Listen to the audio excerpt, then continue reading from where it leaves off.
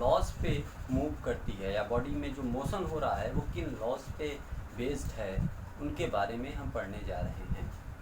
यानी अब हमें एक्चुअल रीज़न इस चैप्टर में पता चलेगा कि बॉडी में मोशन होता क्यों है, या सीधा सीधा कहीं ये पता चलेगा बॉडी में मोशन किस कारण से होता है।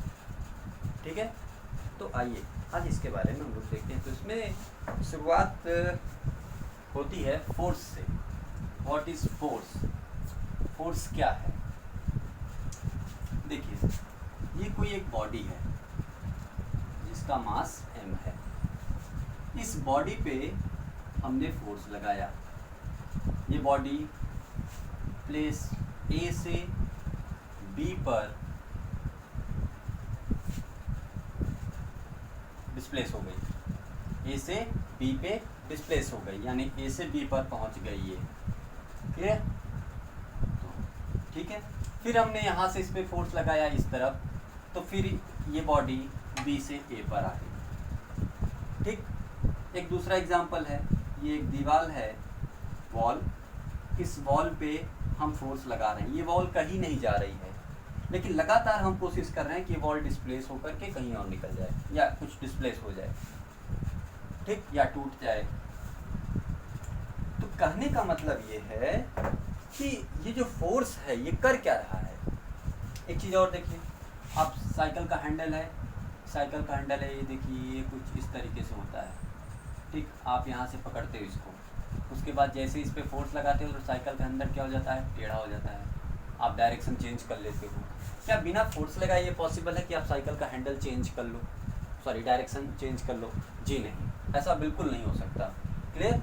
तो ये सब चीज़ हो रही हैं, और इसका मात्र एक कारण कौन है? ये फोर्स।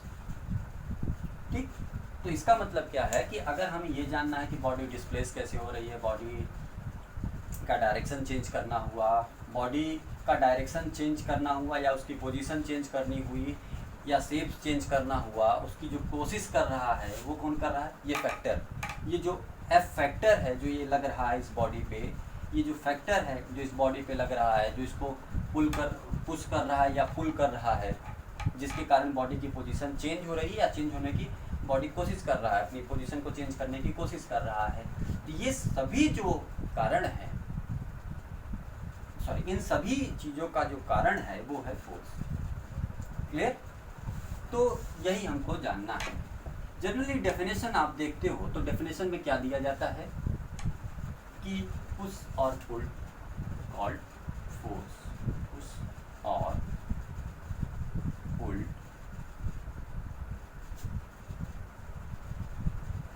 इसी को हम फोर्स बोलते हैं। हम किसी चीज़ को धक्का दें, किसी चीज़ को धक्का दे रहे हैं, जैसे ये बॉडी थी, इस बॉडी को हमने पुश किया तो ये क्या हुआ, ये बॉडी यहाँ से यहाँ पे डिस्प्लेस हो गई, ये एस डिस्प्लेसमेंट इसमें आ गया।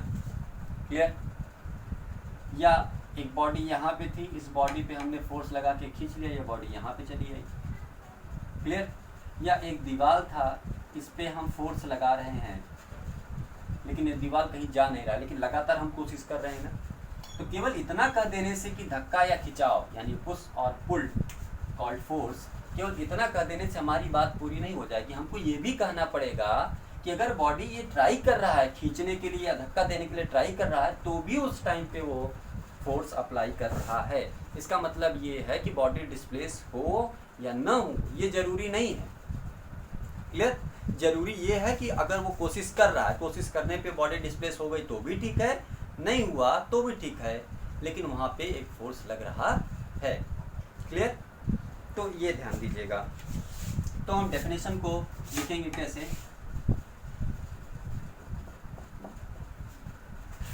देखिए, हम इसकी डेफिनेशन को ऐसे लिखेंगे,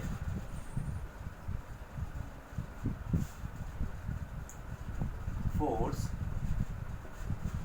is a factor which is try to push or pull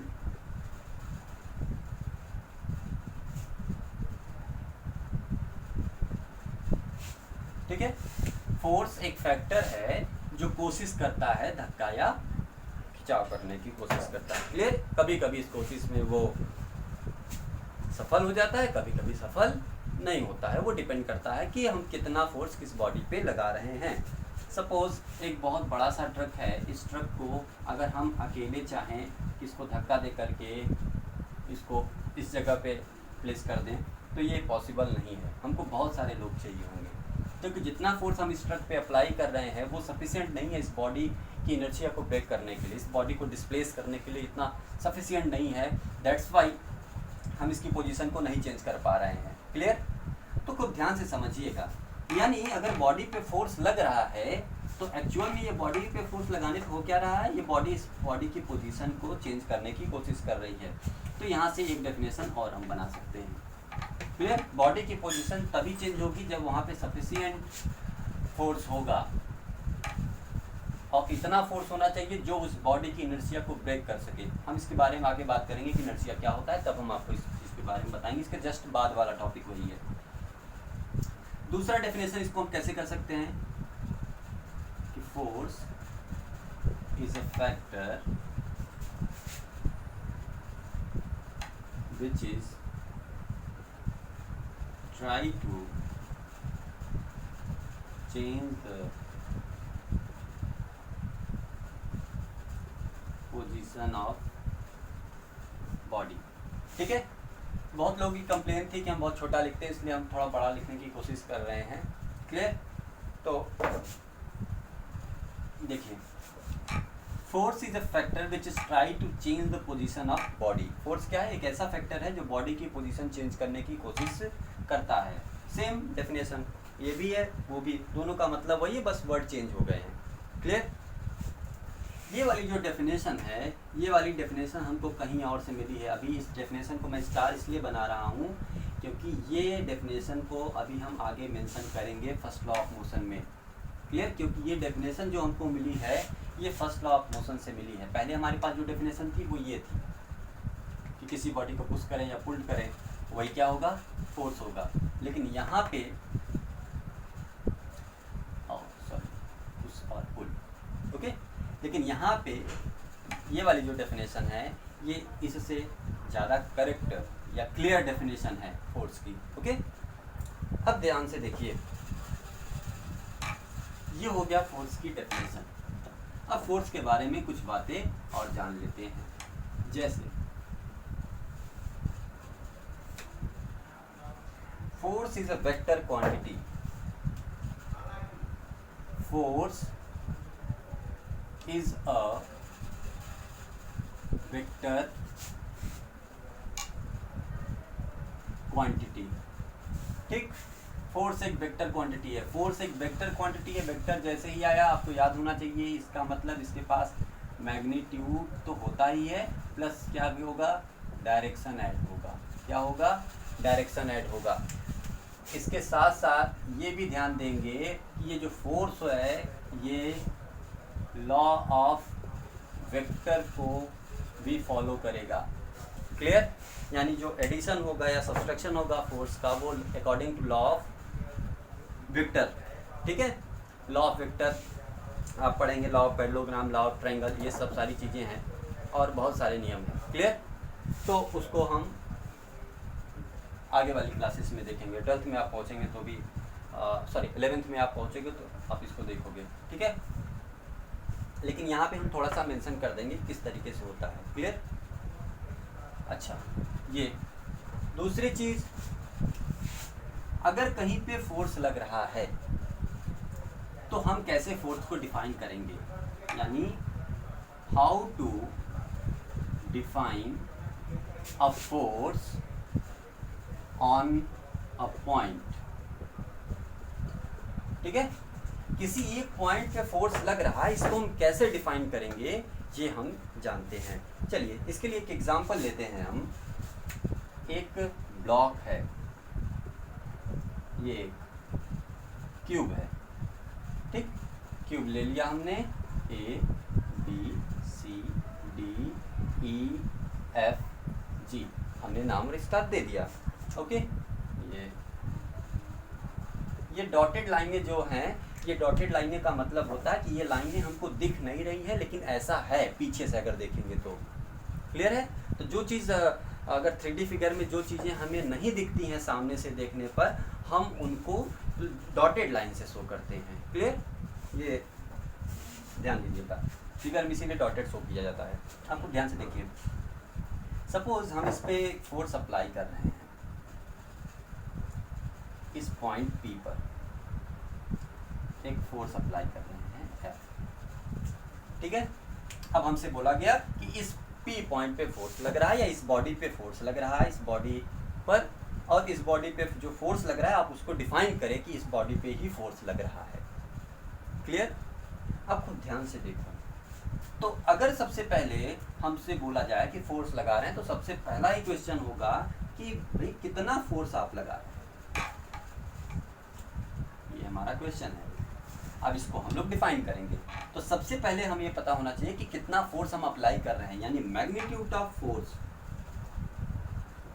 क्या पता होना चाहिए कि मैग्नीट्यूड कितना है। दूसरा ये पता होना चाहिए कि जो फोर्स लग रहा है उसकी डायरेक्शन क्या है, उसकी डायरेक्शन क्या है। तो ध्यान समझिए, डायरेक्शन का मतलब यहाँ पे देखिए, डायरेक्शन से क्या मतलब है, ये इनवर्ड लग रहा है या आउटवर्ड लग रहा है, या इसके बारे में हम और बात करते हैं। अभी थोड़ा सा चारों पॉइंट लिख लेते हैं, फिर हम बगल में आपको इसको डिफाइन करते हैं सबको। नेक्स्ट, मैं डायरेक्शन पता हो गया, फिर हमको ये पता होना चाहिए कि उस बॉडी के किस पॉइंट पे लग रहा है, यानी पॉइंट ऑफ एक्शन। इसको हम क्या बोलते हैं, पॉइंट ऑफ एक्शन। और लास्ट पॉइंट है इसकी लाइन ऑफ एक्शन। ठीक है, इन चारों चीजों को हमको समझना है। आइए इसको देखते हैं, एक सेकंड हम देख लें ये चारों आपको विजिबल है कि नहीं वीडियो में। ओके, ठीक है, चारों दिख रहे हैं। ओके, देखिए, सबसे पहले मैग्नीट्यूड, तो जाहिर सी बात है फोर्स आप कितना लगा रहे हो। सपोज 10 न्यूटन का आपने फोर्स लगाया, तो ये 10 न्यूटन एक्चुअल में है क्या, मैग्नीट्यूड। क्लियर? हमको ये तो बताना ही पड़ेगा, नहीं मैग्नीट्यूड तो चलो समझ में आ गया कि हाँ ठीक है, मैग्नीट्यूड एकदम सही बात है और सीधा सीधा बात है। डायरेक्शन देखिए, ये पॉइंट है, इस पॉइंट पे फोर्स हॉरिजॉन्टल से 30 डिग्री पे लग रहा है। ठीक है, ये 30 डिग्री पे लग रहा है सपोज। तो अब हमको फोर्स की डायरेक्शन पता है कि ये हॉरिजॉन्टल से 30 डिग्री पे, तो जब कभी भी फोर्स के साथ एंगल दिया हो कितने डिग्री पे लग रहा है, या इस डायरेक्शन में लग रहा है, इनवर्ड लग रहा है, आउटवर्ड लग रहा है, अप लग रहा है, डाउन लग रहा है, क्लियर, ऐसा कुछ दिया रहेगा तो सीधा सीधा मतलब ये है कि वो उसका डायरेक्शन दिया हुआ है। एंगल क्या शो करते हैं, डायरेक्शन शो करते हैं इन सब केसेस में। ओके, तीसरा पॉइंट, ये भी चलिए क्लियर हो गया। तीसरा पॉइंट, पॉइंट ऑफ एक्शन, किस पॉइंट पे लग रहा है बॉडी के। अब सपोज ये एक बार है, ठीक है, एक रॉड है, मैकेनिक्स की लैंग्वेज में इसको हम बार बोलते हैं। ठीक, अब ध्यान से देखिएगा, इस बार पर हम यहाँ पे फोर्स लगाएंगे। क्लियर? पहला F1 लगा रहे हैं, F2 लगा रहे हैं, सभी तीनों F1 F2 F2 same magnitude के हैं, लेकिन अगर तीनों का रिजल्ट देखोगे आप तो तीनों का रिजल्ट अलग अलग होगा। क्या, यहाँ से अगर F1 फोर्स लगा करके हम इसको पकड़ेंगे तो आप देखेंगे कि इस तरफ झुकाव रहेगा, ये रॉड इस तरीके से रहेगी। लेकिन अगर बीच में ही हम F1 फोर्स लगा करके इसको उठाएंगे, खुद ध्यान समझना, अगर हम यहाँ पे ऐसे रख करके उठा रहे हैं तो इस तरफ का ये सिरा उठ जाएगा, लेकिन ये सिरा नहीं उठेगा, तो ऐसे कुछ टिल्ट हो जाएगा। क्लियर? यानी कुछ ऐसा समझो कि अगर हम इसको यहाँ से पकड़ के उठाएंगे तो ये सिरा गिर जाएगा, तो वही। लेकिन अगर बीचों बीच उतना ही फोर्स लगा करके उठाएंगे तो ये दोनों तरफ से उठा रहेगा, और अगर इस तरफ उठाएंगे तो इस तरफ उठा रहेगा, दूसरी तरफ झुका रहेगा। क्लियर? तो ये तीन केस, यानी सेम फोर्स को हम अलग अलग पॉइंट पे लगा रहे हैं तो अलग अलग रिजल्ट मिल रहा है। तो इसका मतलब पॉइंट ऑफ एक्शन बहुत जरूरी है, पता होना चाहिए। क्लियर? कि किसी बॉडी पे किस पॉइंट पर फोर्स एक्ट कर रहा है। ओके, चलिए, ये भी समझ में आ गया कि बहुत जरूरी बात है। तीसरा, line of action. Line of action क्या चीज है, इसको समझिए। सपोज अब बॉडी की डायरेक्शन हमको पता है, ऐसे ले लेते हैं,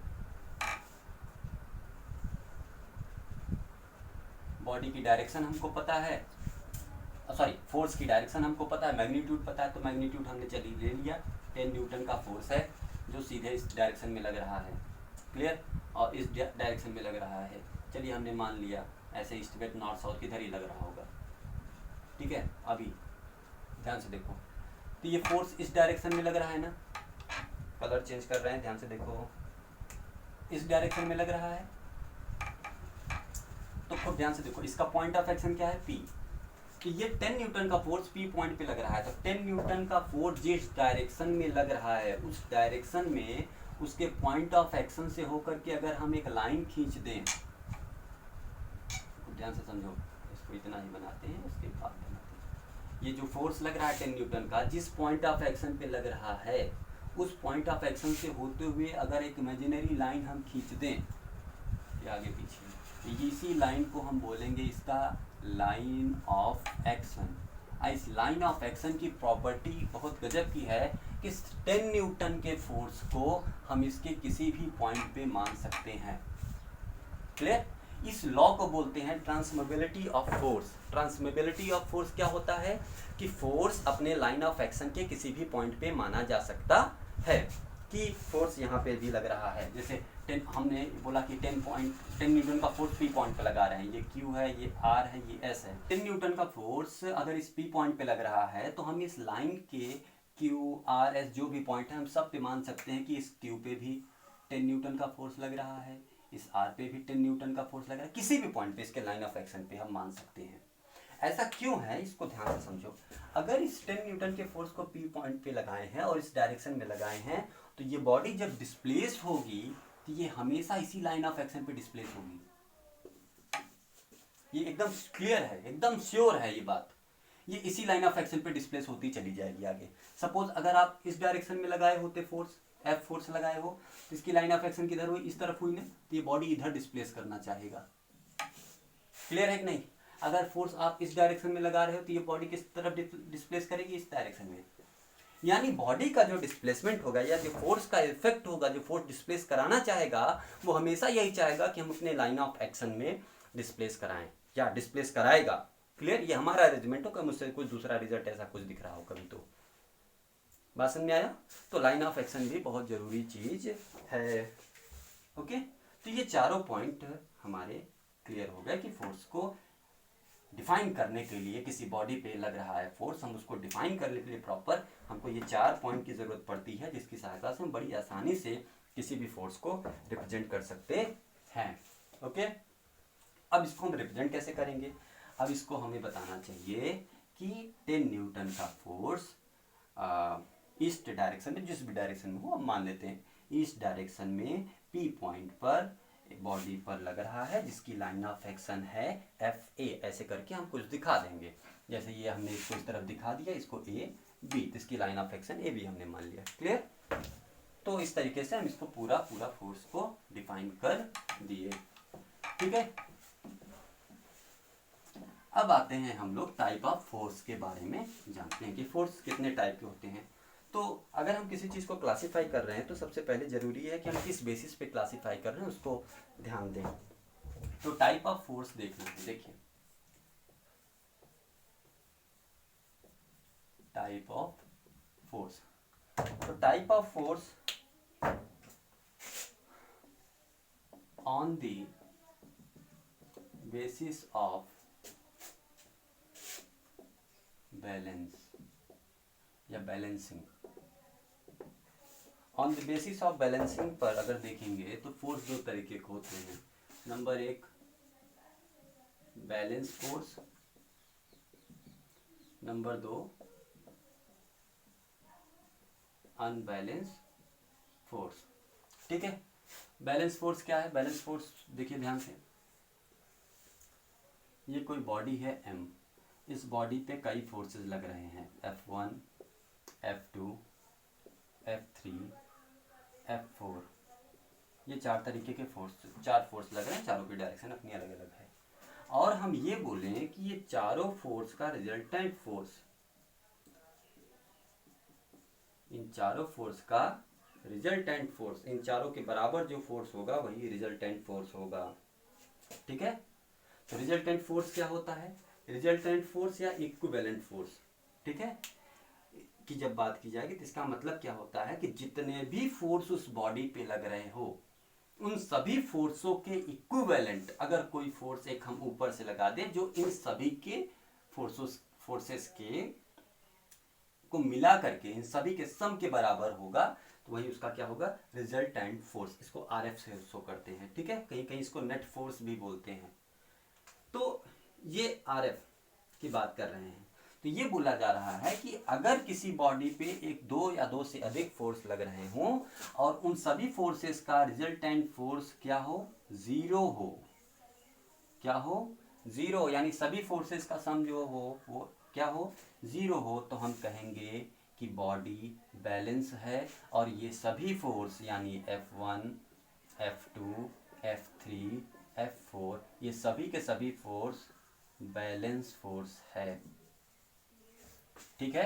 ये सभी के सभी फोर्स, कोई फोर्स अपने आप अकेले में बैलेंस फोर्स नहीं होता है। बैलेंस फोर्स तभी आप बता सकते हो जब कहीं पे सिस्टम ऑफ फोर्स लग रहा हो। सिस्टम ऑफ फोर्स का मतलब दो या दो से अधिक फोर्स अगर किसी बॉडी पे काम कर रहे हो, उस कंडीशन में अगर उन सभी फोर्सेस का रिजल्टेंट फोर्स जीरो आ रहा है। क्लियर? सपोज एक बॉडी है रखी हुई है, ठीक है, ये बॉडी है या यही बॉडी है, इस पे हम चार फोर्स लगा रहे हैं लेकिन ये बॉडी रेस्ट में बनी हुई है, ठीक है। पहले भी रेस्ट में थी जब फोर्स नहीं लग रहा था, लेकिन जब फोर्स लगा दिए चार टू तब भी फोर्स रेस्ट में बनी हुई है, तो हम कहेंगे ये बॉडी क्या है? बैलेंस है। क्लियर? क्योंकि इसकी पोजीशन चेंज नहीं हो रही है।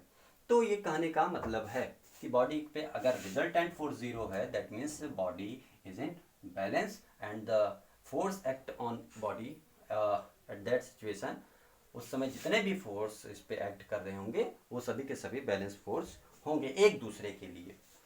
क्लियर? ओके। और यहीं पे अगर ये रिजल्टेंट फोर्स जो है ये नॉट इक्वल टू जीरो है, यानी जीरो के बराबर नहीं है, तो ये क्या हो जाएंगे? F1, F2, F2 सब ये सब अनबैलेंस्ड फोर्स हो जाएंगे। अनबैलेंस्ड फोर्स, ठीक है। तो ये सभी के सभी क्या हो जाएंगे? अनबैलेंस्ड फोर्स हो जाएंगे। तो यही बस इतना छोटा सा डेफिनेशन है। If the resultant force acting on body is zero, that means the force resultant force acting on body क्या है? जीरो है। तो जो सभी फोर्स उस बॉडी पे कार्य कर रहे होंगे, काम कर रहे होंगे, लग रहे होंगे, एक्ट कर रहे होंगे, उस सभी के सभी फोर्स क्या होंगे? बैलेंस फोर्स होंगे। लेकिन अगर ऐसा केस बनता है कि बॉडी पे दो या दो से अधिक फोर्स लग रहे हैं, उन सभी का रिजल्टेंट फोर्स जीरो नहीं है, इन दैट सिचुएशन वो सभी फोर्स क्या होंगे? आपस में अनबैलेंस फोर्स होंगे। क्लियर? समझ गए? बस बैलेंस फोर्स में ये याद रखिएगा आप लोग कि बॉडी या तो रेस्ट में होगी या तो यूनिफॉर्मली मूव करेगी। फॉर्मली मूव करेगी। क्लियर? एक कंडीशन और बनती है, क्या है? ध्यान से समझिए। जैसे बॉडी एक्सेलरेट कर रहा है ए एक्सेलरेशन से, एक बॉडी है जिसका एक्सेलरेशन ए है, हमने इस पे इधर से भी 10 न्यूटन का फोर्स लगा दिया, इधर से भी 10 न्यूटन का फोर्स लगा दिया, तो ये बॉडी ए से एक्सेलरेट करती रहेगी, इस पे इन सब का कोई फर्क नहीं पड़ेगा। यानी बॉडी की पोजीशन में बॉडी के मोशन में कोई चेंज नहीं आएगा। कहने का मतलब वो जिस तरीके का मोशन कर रही होगी वो वैसे ही मोशन करती रहेगी। क्लियर? तो ऐसा भी कह सकते हैं कि no change in nature of motion. ठीक है? अगर उसमें किसी भी तरीके का मोशन हो रहा है और उसमें बैलेंस फोर्स लगा रहे हैं तो उस बॉडी का जो मोशन का नेचर होगा वो चेंज नहीं होगा। क्लियर? और दूसरी चीज, इसके बाद एक पॉइंट और एक्स्ट्रा ऐड कर लो, ये कि बैलेंस फोर्स जब लग रहा हो बॉडी पे तो बैलेंस फोर्स के कारण कोई एक्सेलरेशन डेवलप होता है। यानी लिख लीजिए स्टेटमेंट में, no acceleration due to balance force. Clear? No acceleration due to balance force. ये याद रखना, ठीक है। बैलेंस फोर्स के कारण कोई भी एक्सेलरेशन डेवलप नहीं हो सकता। बॉडी रेस्ट में है तो याद है ना, वेलोसिटी क्या होनी चाहिए, ज़ीरो। यूनिफॉर्मली है तो वेलोसिटी कैसी होनी चाहिए, कांस्टेंट। क्लियर, ये सारी चीज़ें आपके माइंड में हमेशा होना चाहिए। तो ये 4 पॉइंट हमने लिख लिए। अनबैलेंस के केस में ये भी देख लीजिए। अनबैलेंस के केस में क्या है, सबसे पहले बॉडी रेस्ट में नहीं होगा, बॉडी कैसा होगा, मोशन में होगा। बॉडी में क्या होगा, एक्सीलरेशन होगा, ठीक है। बॉडी में क्या होगा, एक्सीलरेशन होगा। और अगर अनबैलेंस फोर्स लग रहा है तो बॉडी का नेचर चेंज, मोशन का नेचर हो जाएगा, यानी can change the nature of motion, ठीक है। तो ये मोशन का नेचर चेंज कर सकता है। सपोज आपकी बॉडी यूनिफॉर्मली मूव कर रही थी और अचानक से बॉडी पे हमने एक अनबैलेंस फोर्स लगा दिया, एक सिस्टम लगा दिया अनबैलेंस फोर्स का, तो हुआ क्या, वो बॉडी का जो नेचर होगा चेंज हो गया, यानी यूनिफॉर्मली से नॉन यूनिफॉर्म मोशन में चेंज कन्वर्ट हो जाएगा। क्लियर, तो ये है, ठीक, एक बेसिस पे, ठीक है। इसके बाद हम बेसिस अगर चेंज कर दें, यानी on the basis of balance जो हम देख रहे हैं, अगर on the basis of contact की बात करें, on the basis of contact, ठीक है। देखो, on the basis of contact की बात करेंगे, इसका मतलब क्या है कि फोर्स जब हम लगा रहे हैं तो क्या वो बॉडी से कनेक्ट कर रहा है। जैसे फोर्स हमने लगाया, फोर्स हमने यहाँ पे लगाया, ये बॉडी से कनेक्ट किया ना, तो कांटेक्ट हो रहा है बॉडी और फोर्स के बीच में।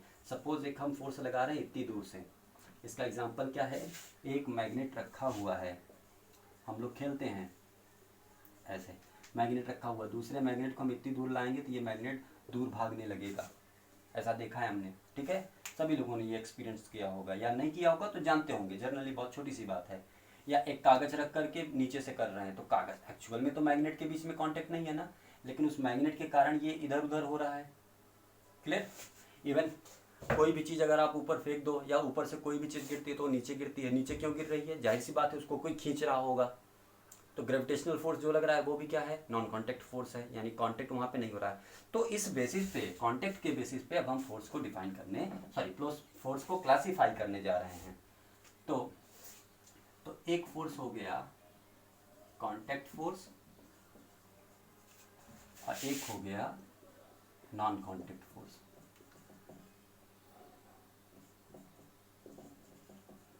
ठीक है, नॉन कांटेक्ट में सबसे पहले ग्रेविटेशनल,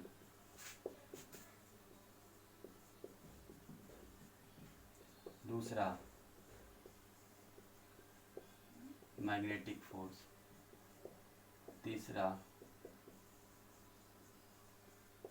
इलेक्ट्रोस्टैटिक, इलेक्ट्रोमैग्नेट भी कहीं भी लिखा होता है, force.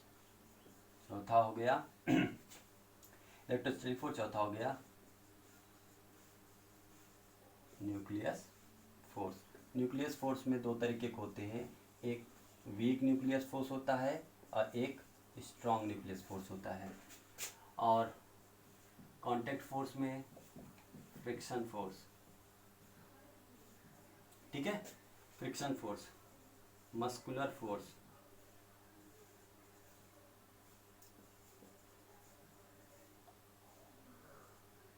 Friction force, muscular force, ठीक है। और भी जितने टाइप के फोर्स आप पढ़ो, शियर फोर्स हो गया, ठीक है, बहुत सारे फोर्सेस हैं, खुद ध्यान से देखिए अब। तो इसके बाद हम जो भी फोर्स पढ़ेंगे, या नाम लिख लीजिए, 3-4 पॉइंट है। तो टेंशन फोर्स, इसके बाद कंप्रेशन फोर्स,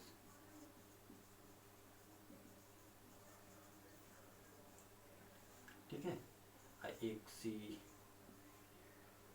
फोर्स रहने दीजिए, आपके काम का नहीं है, ठीक है। बाकी जो आएगा हम आगे देखते चलेंगे कि किस टाइप का फोर्स है, इसको बताते चलेंगे। अब ये तो आपका चैप्टर ही है, ग्रेविटेशनल फोर्स आपको पढ़ना है।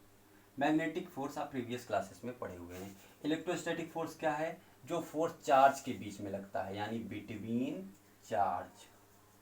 ठीक है, क्लास 10th में जाकर के इसको आप पढ़ोगे। न्यूक्लियस फोर्स अभी आपको मिलेगा ही नहीं कहीं पे, ठीक है, हायर स्टडी में जाएंगे तब वहाँ पे मिलेगा। फ्रिक्शन फोर्स के बारे में आप थोड़ा बहुत जानते हो, प्रीवियस क्लास में आपने पढ़ा हुआ है, ठीक है। ऐसा हम इसलिए नहीं बता रहे हैं, हम इनके बारे में अच्छे से बताएंगे आपको अगले चैप्टर में, क्लियर। बाकी के बारे में बहुत ज़्यादा नहीं बताने जा रहे हैं, ये सब आप प्रीवियस क्लासेस में पढ़ चुके हो, ठीक है। इसमें नया आपको है जो, वो है टेंशन फोर्स और कंप्रेशन फोर्स क्या है, ठीक। इसको देख लेते हैं, बाकी सारी चीज़ें या हम कोशिश करेंगे कि आपको एक वीडियो इस पे प्रोवाइड करा दें, जो जितने भी टाइप ऑफ फोर्स हमने बताएं सब पर। टेंशन फोर्स क्या है, खूब ध्यान से देखो, बहुत आसान सी चीज़ है, बहुत ज़्यादा नहीं पढ़ना इस पे हम लोग, बस एक एग्जाम्पल के थ्रू आपको बता दे रहे हैं। ये फोर्स हमने लगाया, याद रखना टेंशन फोर्स या कंप्रेशन फोर्स, कभी भी अकेले एक फोर्स लगा करके हम किसी चीज़ में टेंशन या कंप्रेशन नहीं कर सकते हैं, क्लियर। हमें कपल ऑफ फोर्स चाहिए होंगे, दो या दो से अधिक फोर्स हमको चाहिए ही चाहिए किसी बॉडी में टेंशन या कंप्रेशन जनरेट करने के लिए। तो खूब ध्यान से देखो, अगर इस पे दो फोर्स हम लगा रहे हैं, दोनों की डायरेक्शन किधर होनी चाहिए, आउटवर्ड डायरेक्शन में। इधर से भी ये देखो आउटवर्ड बाहर की तरफ है, इधर से भी आउटवर्ड बाहर की ओर है। तो होगा क्या, अगर ये मान लें ये बॉडी ये छोटे छोटे मॉलिक्यूल से मिल करके बनी हुई है, तो जब हम इस बॉडी पे फोर्स लगाएंगे तो होगा क्या, ये बॉडी तन करके ऐसी हो जाएगी, क्लियर है।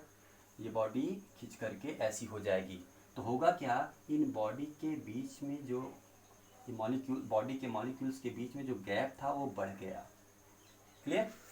तो जब इनके बीच में ये दूरी बढ़ गई तो जाहिर सी बात है, आपके दोस्त है, आप दोस्त से बीच में थोड़ा सा झगड़ा हो गया, आपके बीच में तनाव आ गया, तो उसी तनाव को आप बोलते हैं कि बहुत टेंशन हो गई है, क्लियर। वही वर्ड यहाँ पे यूज किया गया है टेंशन, कि मॉलिक्यूल्स के बीच में ये गैप आ गया है। क्या गया है, ये गैप बढ़ गया, जो पहले कम था वो बढ़ गया, किसके कारण, इन फोर्सेस के कारण। तो इन्हीं दोनों फोर्सेस के कपल को हमने बोल दिया कि क्या है, टेंशन फोर्स हैं। जो अब तो क्लियर हो गया, टेंशन फोर्स क्या होंगे, ऐसे फोर्स जिनको लगाने से बॉडी के मॉलिक्यूल्स के बीच का गैप बढ़ेगा। इसी का जस्ट अपोजिट है कंप्रेशन फोर्स, या इसी एग्जाम्पल को लीजिए, बस हमें करना क्या है, बॉडी की फोर्स की डायरेक्शन हमने चेंज कर दी, ठीक है। फोर्स की डायरेक्शन हमने चेंज कर दी, हमने फोर्स को इनवर्ड लगाया, यानी बॉडी की ओर लगाया। इधर से भी ये बॉडी को दबाने की कोशिश करा, इधर से भी ये दबा दिया, बॉडी से कम हो गया, कुछ इस तरीके से हो गया। तो यहाँ पे फाइनली क्या हुआ, गैप बढ़ा था, ज़्यादा था मॉलिक्यूल्स के बीच में, उसको कंप्रेशन ने क्या कर दिया, कंप्रेशन फोर्स ने कम कर दिया, ठीक है। तो इस तरीके से हम कंप्रेशन फोर्स को डिफाइन कर सकते हैं कि ऐसे फोर्स जो बॉडी के मॉलिक्यूल्स के बीच का जो गैप है उसको कम करते हैं, वो कंप्रेशन फोर्स होते हैं। दोनों में याद रखिएगा कि कभी भी सिंगल फोर्स हम नहीं, कि एक फोर्स लगा करके हम कंप्रेस कर दी, ऐसा नहीं हो सकता। कुछ लोग कंफ्यूज रहते हैं इस पे, जैसे ये दीवार है, वॉल है, इस वॉल पे एक ऑब्जेक्ट ऐसे रखा हुआ है, और इस वॉल पे इस मास m है, इस पे हम फोर्स लगा रहे हैं। फोर्स लगा करके हमने किया क्या, इस बॉडी को हमने कंप्रेस कर दिया, कंप्रेस कर दिया तो थोड़ा मोटा हो जाएगा, ठीक है, मोटा हो गया। अब ये बोला जाएगा कि हमने इस पे एक ही फोर्स लगाया है। जी हाँ, आपको लग रहा है कि आपने एक फोर्स लगाया है, लेकिन रियलिटी क्या है कि जैसे ही आपने इस पे फोर्स लगाया, ये दीवार इसको रिएक्शन फोर्स लगाया, जो इस तरफ इसको कंप्रेस करा, यानी जितने फोर्स से आप इधर इसको दबा रहे हैं उतना ही फोर्स इस तरफ से भी इस पे लगने लगा, जिसका रिजल्ट क्या निकला, ये बॉडी कंप्रेस हो गया, क्लियर। तो यहाँ पे भी कपल ऑफ फोर्स लग रहे हैं, ठीक। तो ये आपको ध्यान में रखना है, ठीक है। तो आज के वीडियो में इतना ही। नेक्स्ट क्लास में हम लोग पढ़ेंगे लॉज ऑफ मोशन में सबसे पहले किसने इसके बारे में बात की थी, तो बात की थी गैलीलियो ने। तो गैलीलियो ऑब्जर्वेशन जो है वो हम पढ़ेंगे, और उसके बाद देखेंगे फर्स्ट लॉ ऑफ मोशन, ठीक है। उसी में हम लोग इनर्शिया के बारे में भी पढ़ेंगे। तो बहुत सारी बातें होंगी, लेकिन नेक्स्ट वीडियो में, ओके।